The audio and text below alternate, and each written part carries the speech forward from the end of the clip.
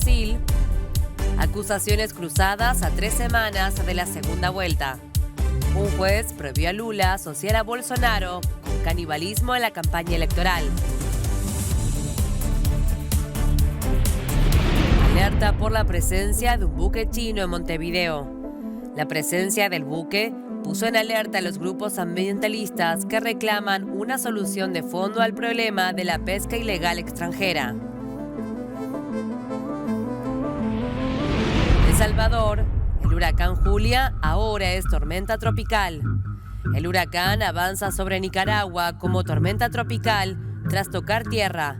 Los vientos alcanzaban los 140 kilómetros por hora. Además, desprendieron techos, árboles y viviendas. Brasil, acusaciones cruzadas a 3 semanas de la segunda vuelta. Un juez prohibió a Lula asociar a Bolsonaro con canibalismo en la campaña electoral. El juez Paulo da Tarso Sanseverino consideró que un anuncio difundido por el equipo de campaña del expresidente Lula da Silva incluía un extracto de un video sacado de contexto. En ese video del 2016, el actual presidente brasileño, que en ese momento era diputado, afirmaba en una entrevista con que sería capaz de comer carne humana. En el polémico video, Bolsonaro describía lo que presentó como un ritual de la comunidad indígena Yanomami en el estado de Roraima. Cozinha por 2, 3 dias e come com banana. E daí eu queria ver o índio sendo cozinhado. Daí eu, cara, se for, tem que comer. Eu falei, eu como. En la forma en que se tomaron estas palabras de la entrevista, se cambió el sentido original del mensaje, sugiriendo que el candidato podría admitir la posibilidad de consumir carne humana en cualquier circunstancia, subrayó el juez del Tribunal Supremo Electoral. El candidato por el Partido de los Trabajadores había defendido el uso de este extracto de entrevista en la campaña, señalando que nosotros no inventamos nada, no es la campaña de Lula que lo dice, es él quien lo dice a un periodista estadounidense. No es malicia de nuestra parte, solo estamos dando información a la gente sobre nuestro adversario, replicó el expresidente. La tensión en la campaña por la segunda vuelta, que será el 30 de octubre, ha subido varios escalones en los últimos días. La tormenta tropical atraviesa la costa oeste de El Salvador. Protección Civil indicó en un comunicado que se declaró esta alerta debido al último pronóstico que advierte tormentas, chubascos y lluvias como consecuencia del ciclón que ya ha golpeado el archipiélago colombiano de San Andrés y Providencia y a Nicaragua. El ministro de Medio Ambiente, Fernando López, dijo que los pronósticos indican que durante los próximos 2 días caerán intensas lluvias. Se esperan cantidades de lluvia arriba de los 100 milímetros, es decir, va a llover lo que usualmente llueve en un par de semanas. Se va a concentrar en esos 2 días, por lo tanto, tenemos que estar preparados, anotó el funcionario. Antes, en su paso por Nicaragua, el huracán Julia se degradó en tormenta tropical y causó importantes daños. Los vientos de 140 kilómetros por hora desprendieron techos de viviendas, tumbaron árboles, desprendieron cables eléctricos y dejaron sin energía eléctrica algunas zonas costeras, mientras que las lluvias causaron inundaciones en algunos sectores, informaron las autoridades locales. El gobierno mantiene la alerta amarilla en todo el territorio nacional, así como la suspensión de zarpes. Al menos 800 viviendas están inundadas y una cantidad no precisada fueron afectadas por el desprendimiento de techos, indicó el Sistema Nacional de Atención y Prevención ante el Desastre. Se reportan víctimas fatales. En Honduras se reportan al menos 3 muertos, mientras que en Panamá una mujer falleció el viernes cuando su residencia fue arrasada por un deslizamiento de tierra en la provincia de Colón, ubicada en el Caribe.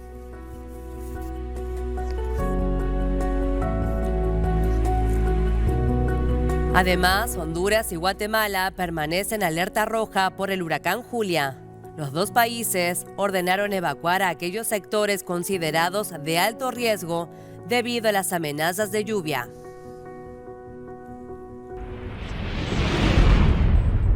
Bolivia condenó las marchas feministas en Irán y apoyó al régimen. La embajadora en Teherán, Romina Pérez, habló de disturbios y no de protestas durante un encuentro con el alcalde de Tabriz en el noroeste del país. La diplomática afirmó: nuestro gobierno condena los recientes disturbios en Irán perpetrados por los sionistas británicos y estadounidenses y estamos seguros de que todos los problemas se resolverán con la solidaridad, el conocimiento y la comprensión del querido líder de Irán.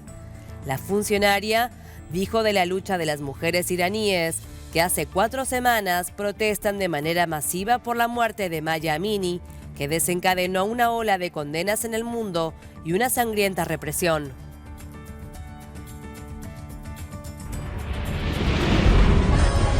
Hackeo a la televisión estatal iraní. Un ciberataque reivindicado por el grupo de activistas La Justicia de Ali mostró el domingo una imagen del líder supremo, el ayatolá Ali Khamenei, en llamas y en el blanco de una diana. La imagen fue acompañada de la frase «Tiene las manos manchadas de sangre de nuestros jóvenes», así como de fotografías de la joven kurda Mahsa Amini y de otras 3 mujeres asesinadas. Una ola de manifestaciones sacude Irán desde la muerte de Amini el 16 de septiembre, 3 días después de haber sido arrestada por la policía de la moral por supuestamente no respetar el estricto código de vestimenta que obliga a las mujeres a portar el velo. Según la ONG Iran Human Rights, más de 90 personas han muerto en la represión de las protestas. El gobierno, en cambio, afirma que la cifra es de 60 fallecidos, entre ellos una decena de policías. Las autoridades impusieron restricciones de acceso a Internet para obstaculizar la organización de protestas, las más grandes en Irán desde las de 2019 contra el alza del precio de la gasolina.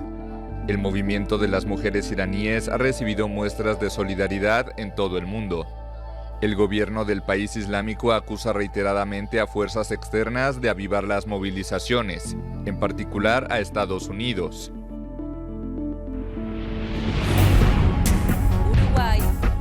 Alerta por la presencia de un buque chino en Montevideo.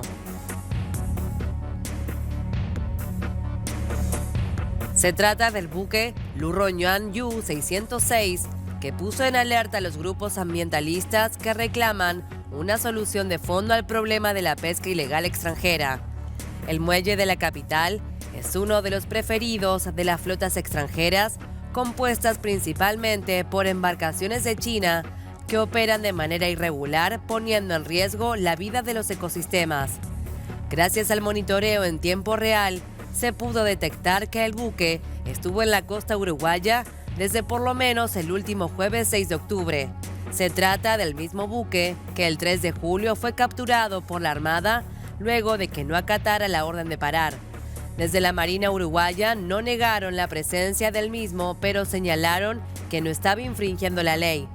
Lo más preocupante, advierten los ambientalistas, es la falta de infraestructura para las inspecciones de los cientos de barcos con bandera china que son considerados actividades de pesca ilegal, no reglamentada y no declarada.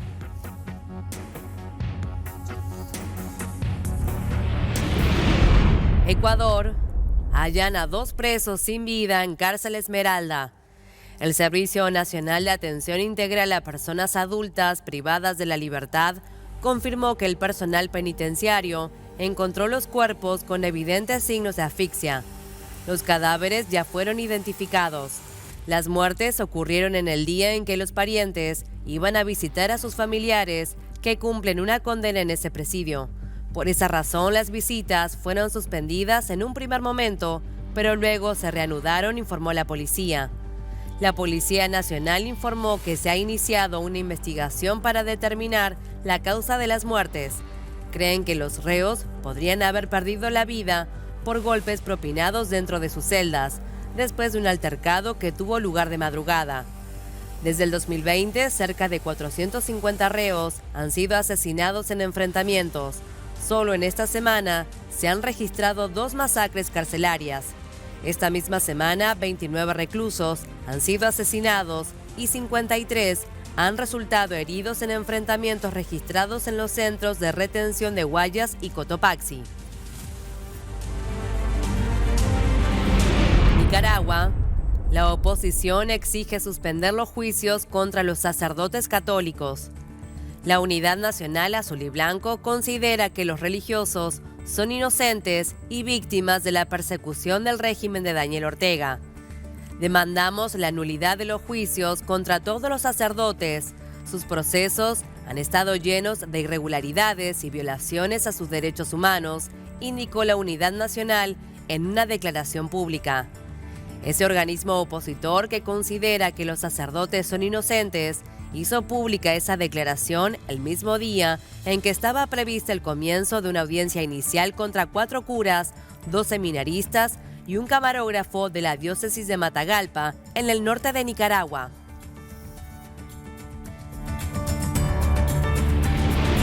Perú.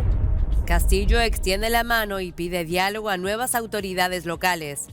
El mandatario las exhortó a dialogar y trabajar con madurez política por el desarrollo del Perú y declaró que el país andino vive una etapa de reafirmación de sus valores democráticos tras la celebración de las elecciones del domingo 2 de octubre.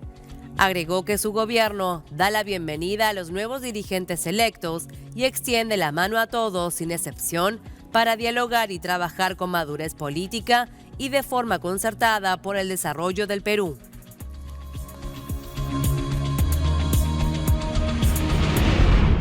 Venezuela. 9 países exigieron al régimen de Maduro liberar a todos los presos políticos. El grupo de naciones urgió a la dictadura chavista a que cese el acoso, respete a los partidos políticos, la libertad de expresión, también la de la prensa, y la restauración del pleno respeto a los derechos humanos y libertades individuales. El embajador de Canadá ante la OEA explicó que hablaba en nombre de los jefes de delegación de Brasil, Chile, Costa Rica, Ecuador, Guatemala, Estados Unidos, Paraguay y Uruguay, que han acudido al periodo de sesiones de la Asamblea General de la OEA, que concluyó el viernes en Lima. ADCET mencionó un informe del 2021 de la Comisión Interamericana de Derechos Humanos que concluye que la erosión del Estado de Derecho en Venezuela crea un clima de violación de derechos humanos sistemática.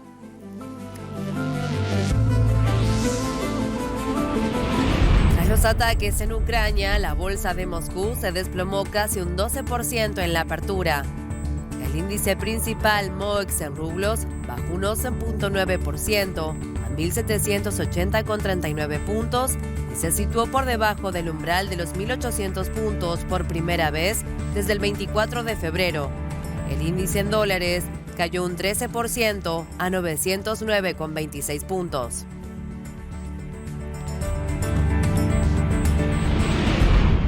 Rusia acusa a Ucrania y a ciudadanos rusos y de otros países de la explosión en el puente de Crimea. Alexander Bastraikin, jefe del Comité de Investigación de Rusia, asegura que ya han establecido la ruta del camión, por lo que se sospecha que equipos especiales de Ucrania actuaron con la ayuda de ciudadanos rusos y otros países como Bulgaria, Georgia, Armenia, Osetia del Norte y Krasnodar, una región sur de Rusia. El presidente de Rusia, Vladimir Putin, ha ido un paso más lejos y ha calificado el suceso de atentado terrorista. No hay duda de que fue un acto terrorista dirigido a la destrucción de una infraestructura civil de importancia crítica para la Federación Rusa, y los autores y los que lo ordenaron fueron los servicios especiales de Ucrania.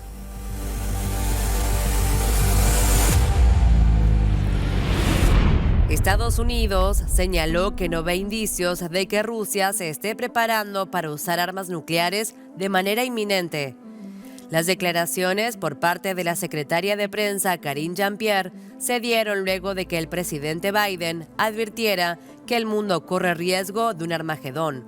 No hemos visto ninguna razón para ajustar nuestra propia postura nuclear estratégica, ni tenemos indicios de que Rusia se esté preparando de manera inminente para usar armas nucleares, dijo la vocera a periodistas a bordo del avión presidencial Air Force One.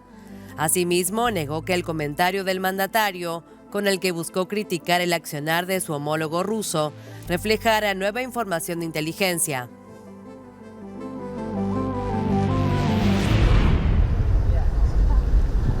Explosión mortal en una gasolinera de Irlanda. Al menos una decena de personas murieron por la detonación registrada el viernes por la tarde en el pequeño pueblo de Crislaug, a unos 50 kilómetros de la frontera con Irlanda del Norte. La policía señaló que la información disponible apunta a un trágico accidente. Además de la gasolinera que quedó destruida, 2 inmuebles residenciales de 2 pisos cercanos colapsaron. El primer ministro irlandés, Michael Martin, acudió el sábado al lugar de la explosión. Mi sentir es de profunda tristeza llegar a Crislaug solo para visitar el sitio de la gasolinera, y de mucha tristeza, un silencio terrible que refleja la enormidad de lo que ha pasado en términos de pérdida de vida, la enorme tragedia para muchas familias y la comunidad entera. Martin agradeció a miembros de la comunidad que inmediatamente después de la explosión se acercaron al lugar para ayudar a los servicios de emergencia en la remoción de escombros.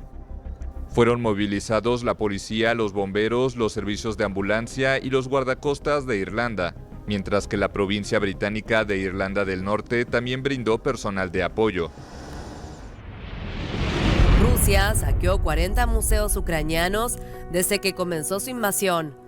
La invasión rusa de Ucrania, ahora en su 8º mes, está siendo acompañada por la destrucción y el saqueo de sitios históricos y tesoros a escala industrial, dicen las autoridades ucranianas. El ministro de Cultura de Ucrania alegó que los soldados rusos se robaron piezas de 40 museos ucranianos. El saqueo y la destrucción de sitios culturales ha causado pérdidas estimadas en cientos de millones de dólares, agregó el funcionario.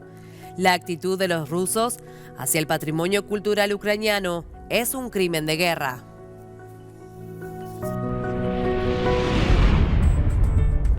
La ONU aprobó designar un relator especial para investigar los abusos a los derechos humanos en Rusia. El proyecto tuvo 17 adhesiones y 6 votos en contra, postura que tomaron Bolivia, Cuba y Venezuela, y 24 abstenciones. La iniciativa fue presentada por los países de la Unión Europea, apoyados por Estados Unidos, Ucrania y otros más, que la justificaron por la ausencia total de mecanismos internos de defensa de los derechos humanos independientes del poder. Asimismo, dijeron que la reciente salida de Rusia de la jurisdicción de la Corte Europea de Derechos Humanos deja a los ciudadanos de este país sin posibilidad de acudir a alguna instancia internacional o regional de justicia para lograr el respeto de sus derechos humanos, si estos les son negados en los tribunales nacionales. Según el texto, el relator durante un mandato de 12 meses debería examinar la situación de los derechos humanos en Rusia e informar sus conclusiones en las sesiones que dentro de un año se van a celebrar tanto el Consejo como la Asamblea General de Naciones Unidas.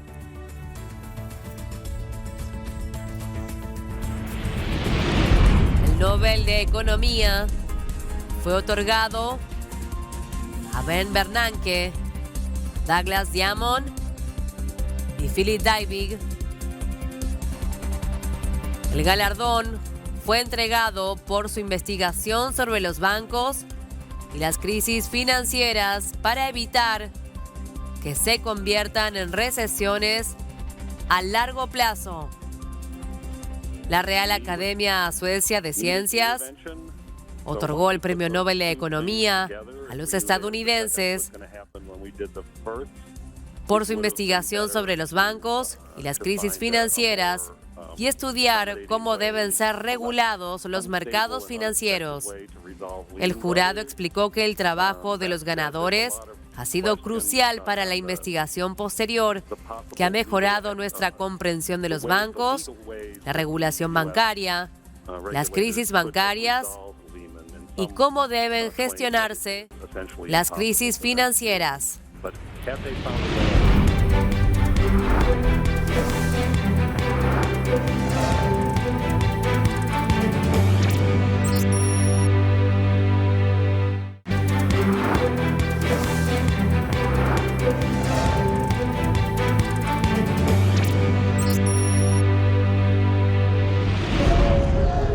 Luis Inácio Lula da Silva mantiene el tono firme frente a Jair Bolsonaro. El expresidente de Brasil insistió el sábado en los señalamientos de su campaña tras la difusión de un anuncio con extractos de una vieja entrevista, en la que Bolsonaro afirma que comería carne humana. En el fragmento de una entrevista con el diario estadounidense The New York Times en 2016, Bolsonaro se refiere a una supuesta ceremonia de la comunidad indígena Yanomami, que negó la existencia de un ritual de canibalismo en esa cultura.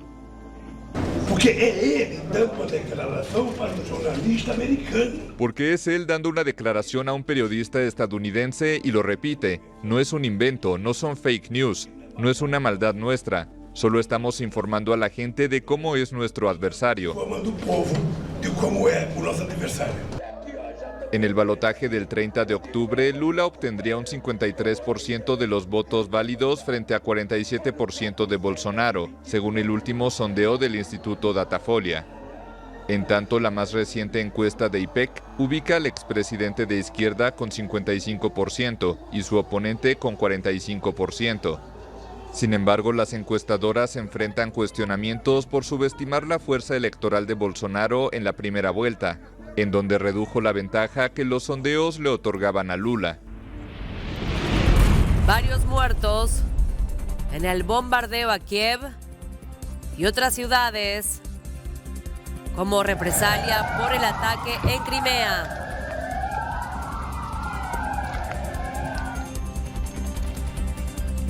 El bombardeo, llevado a cabo con drones en medio de una ola de ataques que también tienen como objetivo a Leópolis, Zaporilla y Dnipro, entre otras localidades. Tras el ataque al puente de Crimea, que causó daños parciales en la única infraestructura que une la anexionada península ucraniana con Rusia y que Putin ha calificado de acto terrorista, Moscú ha lanzado una ola de bombardeos sobre importantes ciudades ucranianas, incluida su capital Kiev. El ejército ruso sigue bombardeando sobre Zaporilla, donde se ha registrado un nuevo ataque contra un edificio civil en el centro de la ciudad. También al oeste del país, las autoridades de Leópolis han pedido a la población que permanezcan en los refugios mientras funcionan las defensas aéreas, tras registrarse varias explosiones potentes que tendrían como objetivo infraestructuras energéticas. Putin amenaza con una respuesta dura si hay más ataques contra Rusia.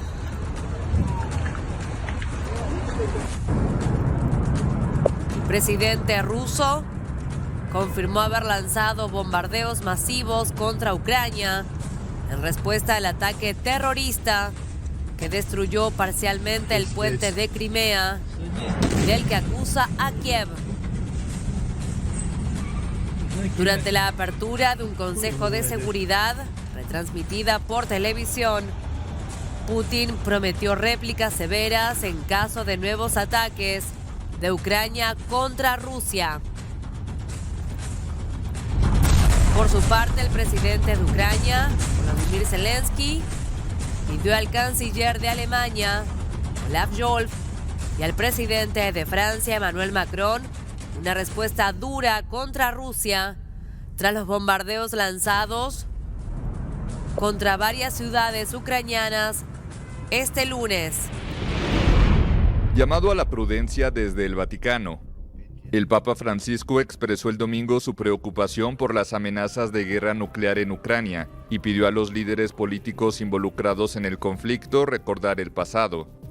A propósito del inicio del concilio. A propósito del inicio del Concilio Vaticano hace 60 años, no podemos olvidar el peligro de guerra nuclear que también amenazaba al mundo.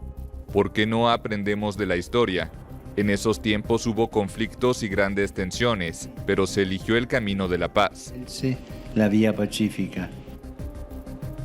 El Papa Francisco habló ante unos 50.000 fieles que asistieron el domingo a la misa de canonización de Giovanni Battista Scalabrini y Artemide Satti. El pontífice dijo que en el presente se puede aprender del trabajo del obispo italiano Scalabrini, que fundó en el siglo XIX una comunidad para ayudar a migrantes y refugiados. El otro canonizado, Artemides Sati, fue un emigrante de origen italiano que llegó a Argentina, donde se dedicó a cuidar a los enfermos. El Papa también aprovechó la oportunidad para orar por las víctimas de la matanza en Tailandia, donde un policía despedido asesinó en una guardería a 36 personas, incluidos 24 niños. Ejercicios nucleares tácticos. Así calificó la agencia de noticias estatal norcoreana KCNA a los recientes lanzamientos de misiles vigilados personalmente por el líder Kim Jong-un. La agencia informó que el objetivo de estas maniobras, realizadas entre el 25 de septiembre y el 9 de octubre, era verificar y evaluar la capacidad de disuasión y contraataque nuclear del país. Corea del Sur, Japón y Estados Unidos intensificaron los ejercicios navales combinados en las últimas semanas, lo que enfureció al norte, que considera las maniobras como el ensayo de una invasión y justificó con ello sus lanzamientos de misiles. En la última semana, Pyongyang disparó un misil balístico de alcance intermedio sobre Japón, mientras autoridades y analistas dicen que ya completó los preparativos para una nueva prueba nuclear. En un congreso partidario en enero de 2021, Kim delineó un plan militar de 5 años, en el que planteó el desarrollo de armas nucleares más pequeñas y livianas para usos más tácticos. El dirigente declaró recientemente que Corea del Norte es una potencia nuclear irreversible, lo que cierra la posibilidad de un diálogo sobre su desnuclearización.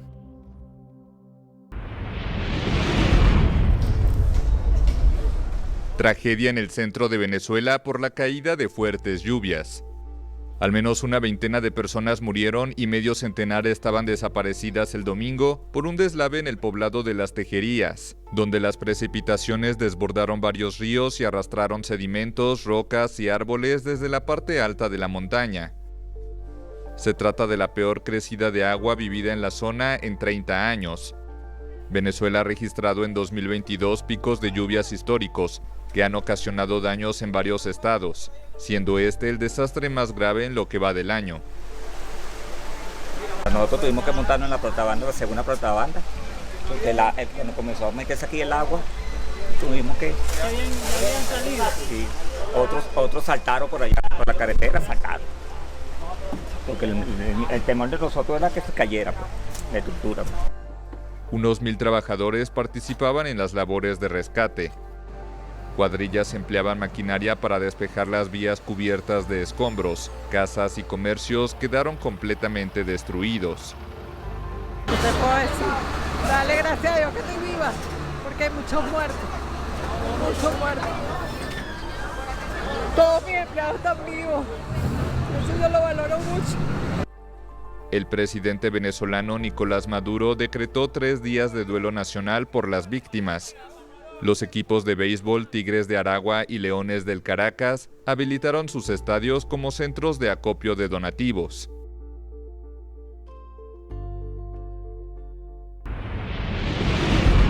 Crisis en Cuba. 13 días después del impacto del huracán Ian, se profundizan los problemas en la isla.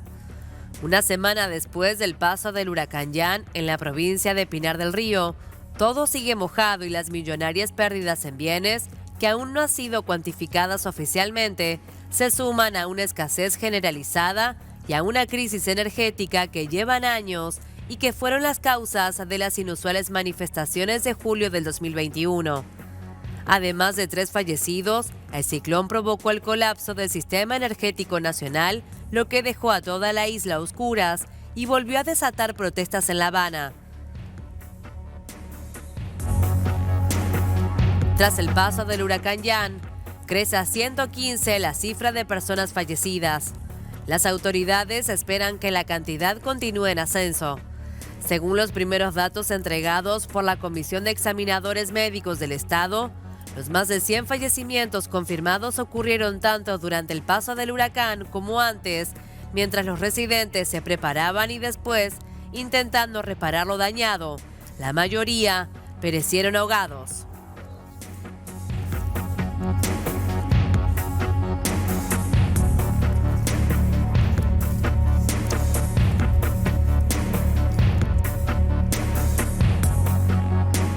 Por otro lado, la Unión Europea dona 1 millón de euros a Cuba por el paso del huracán Jan. El dinero será utilizado para ayudar a los damnificados y garantizar servicios temporales de alojamiento, agua y saneamiento de emergencia, entre otros. Nuestra ayuda de emergencia ayudará a brindar apoyo vital a los afectados directamente en el terreno, aseguró el comisario de gestión de crisis, Janez Lanersic. La Dirección General de Protección Civil Europea y Operaciones de Ayuda Humanitaria tiene como principal misión preservar vidas, prevenir y aliviar el sufrimiento humano y salvaguardar la integridad y la dignidad de las poblaciones afectadas por desastres naturales y crisis provocadas por el hombre. Esta ayuda económica se suma a otras recibidas por las autoridades cubanas tras el paso del huracán y que incluyen materiales para la reparación de redes eléctricas, alimentos y otros insumos.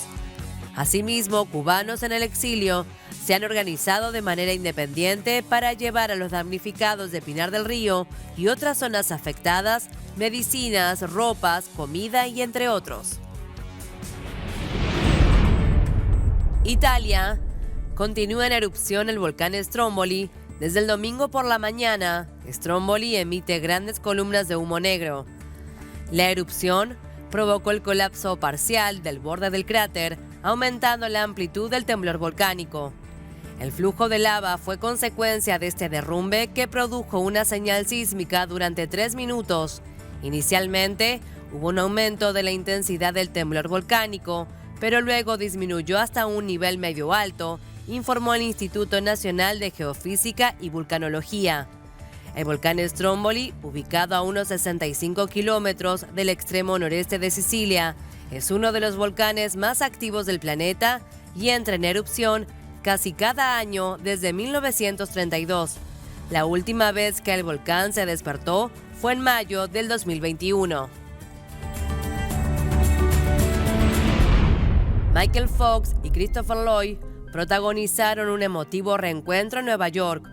Los actores que dieron vida a Marty McFly y al Doc Brown fueron ovacionados en la Comic-Con.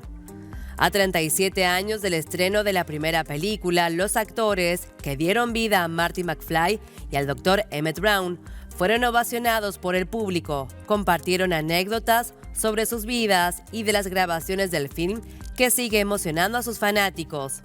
No conocía a Michael personalmente y al verlo enseguida sentí que tenía química con él, contó Lloyd, que el 22 de octubre cumplirá 84 años, sobre su primera impresión de Fox, quien no fue el primer actor elegido para el papel de McFly, sino que fue contratado como reemplazo de Eric Stoltz.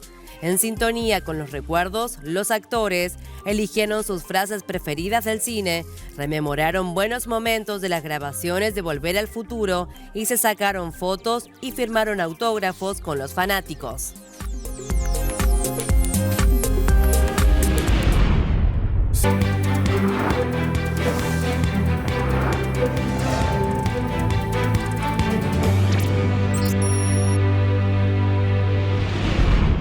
Una caminata de 1.600 kilómetros hasta llegar al Mundial de Qatar. Es la aventura que emprendió Abdallah Al-Salmi, un saudita que recorre la península arábiga a pie para transmitir su entusiasmo por la primera Copa del Mundo organizada en Medio Oriente, así como promover la caminata en el Golfo Pérsico. Me emocioné cuando escuché al emir de Qatar, el jeque Tamim bin Hamad Al Thani, prometiendo a los aficionados de fútbol una experiencia excepcional en Doha en el Mundial. Se me ocurrió la idea, voy a ir a Doha, pase lo que pase, incluso a pie.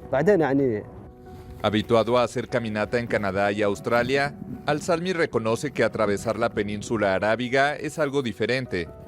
Inicia sus días normalmente al amanecer y camina hasta las 10 de la mañana, debido al calor sofocante del mediodía que le obliga a hacer una pausa hasta la puesta del sol cuando retoma la travesía. Caminar de Jeddah a Doha cada 100 kilómetros es distinto.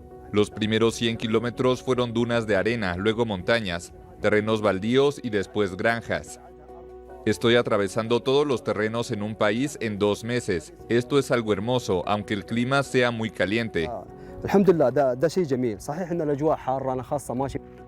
Su viaje es seguido por sus miles de seguidores en redes sociales, donde relata todos los detalles de su recorrido y anima a practicar la caminata.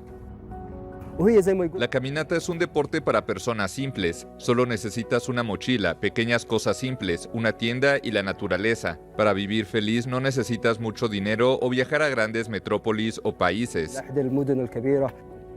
Abdallah Al-Salmi espera llegar a tiempo para el primer partido de su país, el 22 de noviembre contra Argentina. La selección saudita también se enfrentará a México y Polonia en el grupo C del Mundial. Lo más destacado del deporte este fin de semana, Fórmula 1. Max Verstappen, bicampeón de la Fórmula 1. El neerlandés fue declarado campeón tras una penalización a su rival Charles Leclerc, poco después del final del Gran Premio de Japón.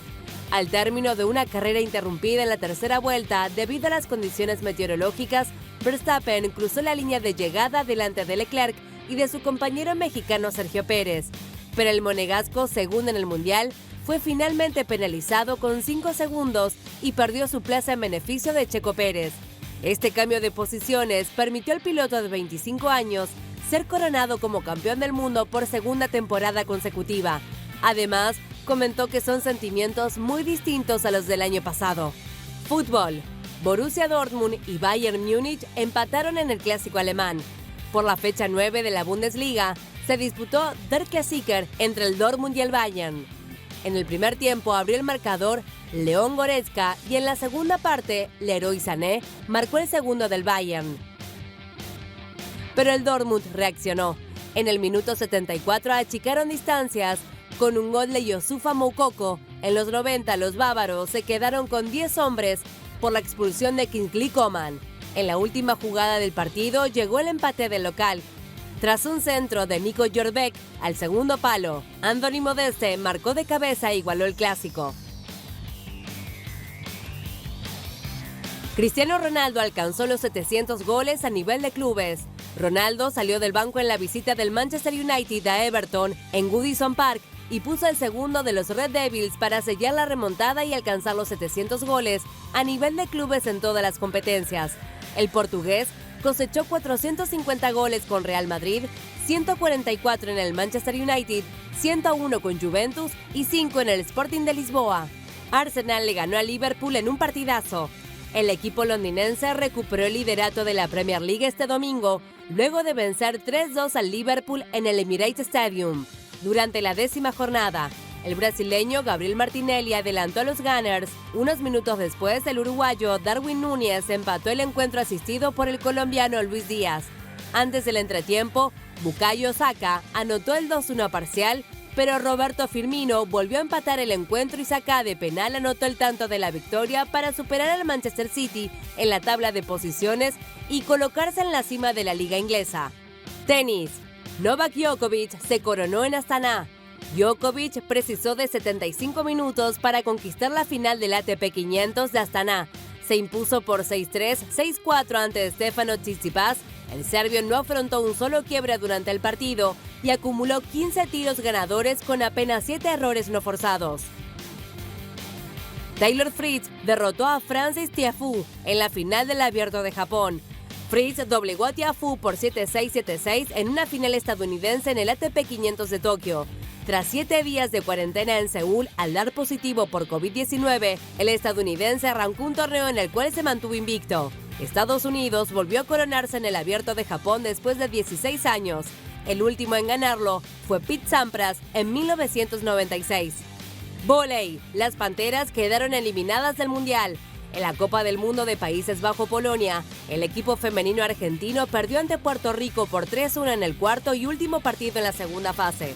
Fue la primera vez que el elenco albiceleste accedió a la segunda ronda del certamen internacional, en el cual quedó en el último lugar del grupo E. Ciclismo. Tadej Pogačar es el campeón del Giro de Lombardía. Pogačar ganó tras 253 kilómetros de recorrido partiendo desde Bérgamo hasta Como, en donde primero se les hizo un homenaje a los dos ciclistas Alejandro Valverde y Vincenzo Nibali, quienes hicieron su última carrera como profesionales, lo que hizo de esta edición algo memorable e histórico. El colombiano Sergio Higuita se quedó con el cuarto puesto.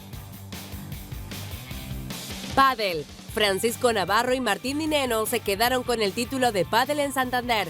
En su último partido juntos, Navarro y Dineno llegaron al Palacio de los Deportes de Santander como la pareja número 3 para luchar por la victoria del 14º Open de la temporada frente a la pareja 4 del mundo, Fernando Ballesteguín y Arturo Coello. El español y el argentino firmaron una victoria inapelable, 6-2 y 6-0 en la final del Cantabria Open de pádel y se consagraron campeones.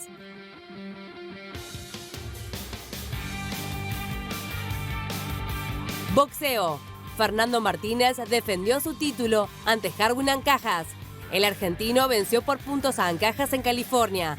El Puma hizo su primera defensa del título Super Mosca de la Federación Internacional de Boxeo en la revancha ante el filipino, a quien le ganó el cinturón en febrero de este año. Golf. Jon Rahm ganó su tercer Open de España.